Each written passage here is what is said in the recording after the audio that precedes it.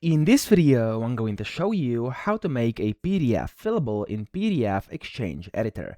Now, the first thing you have to do, you want to go to the Form tab up top, and this is basically where you have your fillable form fields. So I'm going to show you how to actually create something very quickly over here to demonstrate some of these so you can get an idea on how to do this. But of course, if you have a pre-created form already that you actually just wish to make fillable, that's also how you can do this. So it's actually very simple.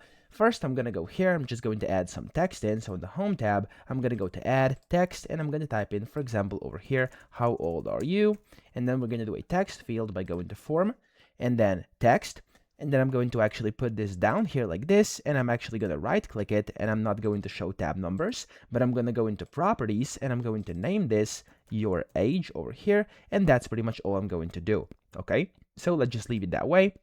There we go. And then the second question is going to be, for example, favorite color. I'm going to show you how to use some of the other functions as well. So favorite color, and then I'm going to just leave it like this, go to the Form tab, and over here inside Form, we're actually going to do a drop down now, okay? So the drop down works very well. I can just click on over here. Of course, you could draw and drag it out here if you want it bigger. I'm just going to leave it like this, and you want to right click, Properties, and then you can name it whatever. I'm going to name this color. And then down here, it's going to say Combo Box Items.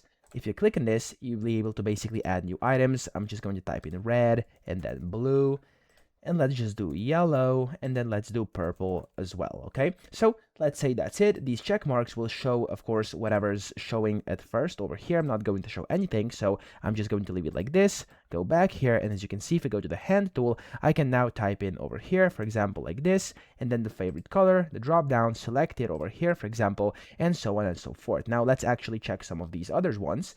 So we have this button. You can basically create the button, and what the button will do here is, of course, up to you. You could go to the right here. If you can't see that, you have to go to right-click Properties. You can name it whatever. I'm just going to name it button this time. And then here you have a bunch of different things. Under options, you can select the behavior, what you want it to do, basically stuff like that. So pretty much anything can be customized in here. Then you have checkboxes. So if you have something you would like to create a checkbox for, you have a checkbox. You have radio, which is basically that little circle where you can just basically tick it if you want to. Then you have lists, you have drop downs, signatures, barcodes, etc. Okay, so let me show you how these work here.